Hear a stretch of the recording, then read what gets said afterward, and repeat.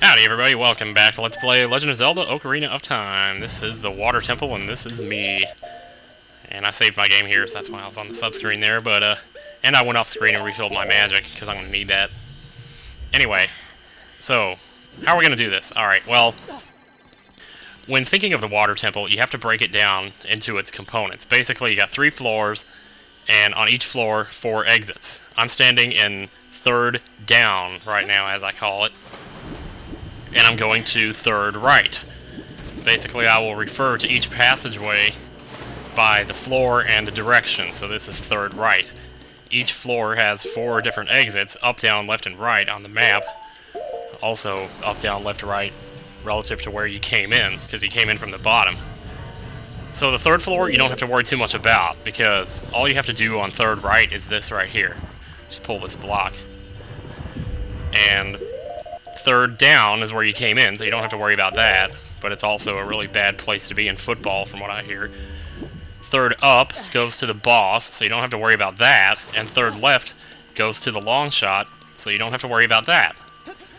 So mostly we'll be dealing with the first 2 floors for the time being. First right is where you're going to go first to take care of things. The second right just goes to the compass.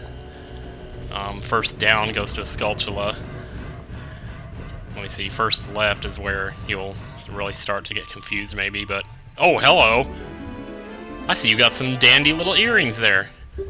I'm surprised they don't move around in the water. Yes, I'm Capri Sun, and I taste good. Oh, fiancé Ruto! Busted!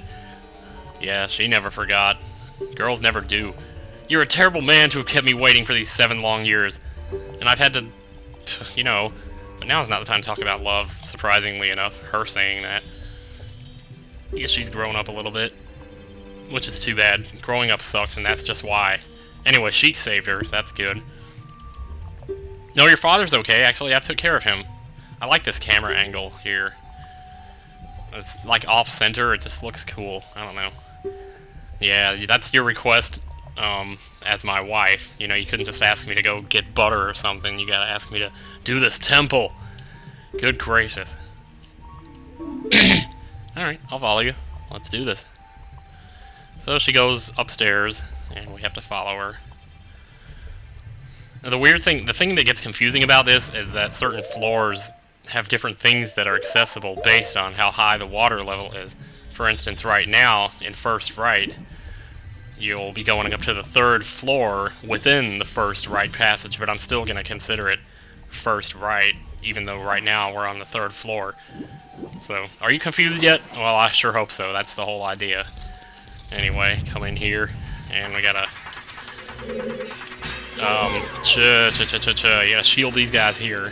Well, not from behind. That doesn't work. If you stay back far away from them, they won't come back to life, and then you can just hookshot them one by one, so that's what I like to do. There you go. Piece of cake, really. And we get a treasure for our efforts. What could it possibly be? Is it Grandma's boysenberries? It could be your next paycheck. Let's find out. Because in exactly 4 hours and 2 minutes now, that truck is headed for the airport, and blah blah blah, whatever. We got the dungeon map for all the good it'll do. Alright, what I want to do here is I want to make a little checkpoint, so to speak. So I haven't used this yet. I don't think I've used this yet in the LP, so this will be a good time to test it out. For Roar's Wind, basically, the first time you cast it, it creates a warp point. And the second time you use it, it won't use any magic, and it will take you back to the warp point you originally created. It's really simple. And here you have to play Zelda's song, because it's the royal crest. I don't know what in the world the royal family has to do with this travesty of a temple, but they must be more sadistic than I thought. Oh, wait, before you leave this room now, see, we're still in first right here, but now we have access to more areas because the water's drained. So, what you want to do is light the torches. There's a torch on the other side of this one that's burning here, so you're going to have to shoot an arrow through the fire to light the torch on the other side. Then you gotta hurry to the other side and light this one over here, which would be a little tricky. There we go. gotta be pretty fast about it, but yeah, this joystick is really sensitive on this thing. I'm either, you know, pushing it halfway across the screen or just a tiny bit. There we go. Now these guys, you just want to shoot them with an arrow when they open their mouth at you. Just make sure you don't get attacked by their butt, because they'll attack you with their butt otherwise. And you can see their butt doesn't look too pleasant. Probably don't want to be touching those butts. Definitely don't want to be touching those butts. You know, that's a double meaning. Alright. You found a small key, the first of many that we'll be finding in here, with great difficulty, but hello. Okay, so we're done with first right for now, but don't forget that first right, the second floor, has to be explored halfway up. There's a wall that can be bombed. And that's the key that actually threw me the first time I played the game, because I didn't think to go back in there. Because you're thinking of it as first right, you're not thinking of it as the second floor. So, and I wasn't thinking of it as that, so it took me forever to figure that out. Anyway, now we're doing first down, which is basically just a Skulltula. It's really, you know, if you were speedrunning this, you probably wouldn't want to do this, but I'm doing it because I've been getting all the Skulltula so far, and I still plan to get 100, but I tell ya. So swim under here and don't mess with that thing down there. Man, 6:30 already. I don't know if I'm going to record this all in one sitting or what. I haven't decided yet. Anyway, we're on a timer here, so we better get out our hook shot. And make way. Don't go the wrong way on the sub-screen, silly. Alright, aim for the eyeball. Get ready to fight some Tektites up here.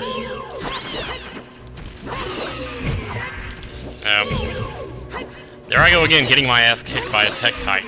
That's crazy, man. Anyway, you gotta switch up here. It looks like you can't really hit it. All you need is a little spin attack. And there you go. And there's the Skulltula for you. We destroyed a gold Skulltula. I don't suppose there's any magic refills in these. Any chance I can get to refill my magic, I want to do it. See, the magic is going to be an issue because I won't be able to use Din's Fire against Shadow Link. So, and normally if I didn't have Din's Fire, I'd use the Megaton Hammer, because that also works really well. But, I don't have that either. That's what I get for doing this temple first.